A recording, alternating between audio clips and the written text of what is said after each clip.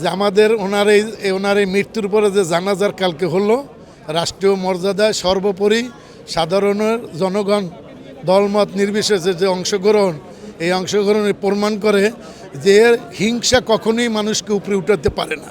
হিংসা পতনের মূল, তার কালকেই প্রমাণ এ জাতি দিয়া দিছে। আর উনি যে সত্যিকারের গণতন্ত্রের মা, তার প্রমাণ কালকেই ফাইনাল হয়েছে। কারণ উনি গণতন্ত্রের মা, ওনার ভিতরে কোনো অহংকার ছিল না, আপুসীর নেত্রী, যার জন্যই উনি খেতাবি পাইছে। আমি এই জন্যই আসছি, কালকেও এসে আমি ফেরত গেছি, আসতে পারি নাই, অংশগ্রহণ করতে পারি নাই। আজকে একটু আসছি, কবর জিয়ারত করব, তার পাশে মসজিদ আছে, আমি নামাজ পড়ব, নামাজ পড়ে ওনার জন্য দোয়া করব, ওনার ফ্যামিলির জন্য। আমি ওনাকে ধারণ করি, কোনো ফেজে নাই। আমি সাধারণ মানুষ, দেশের একজন সাধারণ নাগরিক। আমি শুধু তারেক জিয়াকে এতটুকুই বলবো, কালকে এই গণতন্ত্র মায়ের যে জানাজারের যে অংশগ্রহণ, এই অংশগ্রহণ থেকে যেন তারেক জিয়া সাহেব শিক্ষা নেয় যে সামনে কী করতে হবে, জাতির পারসেপশন বুঝা সাধারণ জাতিকে নিয়ে যদি তারেক জিয়া চলতে পারে, তাহলে আমি মনে করি ওনার মার সফলতা উনি অর্জন করতে পারবে।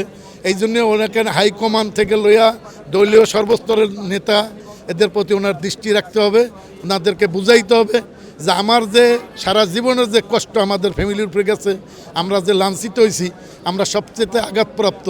এর থেকে আপনারা হেল্প চাইতে হবে তাদের কাছ থেকে, তাকে সহযোগিতা করতে হবে। এক পর্যায়ে ওনার এই সহযোগিতা করলেই উনি ভালো কিছু দিতে পারবে। এই মন মাইন্ড ওই 17 বছর ওনার বাইরে বৈশা তৈরি হয়েছে, আমি আশা করি। অতএব আমার তরফ থেকে তারেক জিয়া সাহেবের কাছে এতটুকুই অনুরোধ থাকবে যে সাধারণ জনগণের জন্য যেন কিছু সে করিয়ে যাইতে পারে।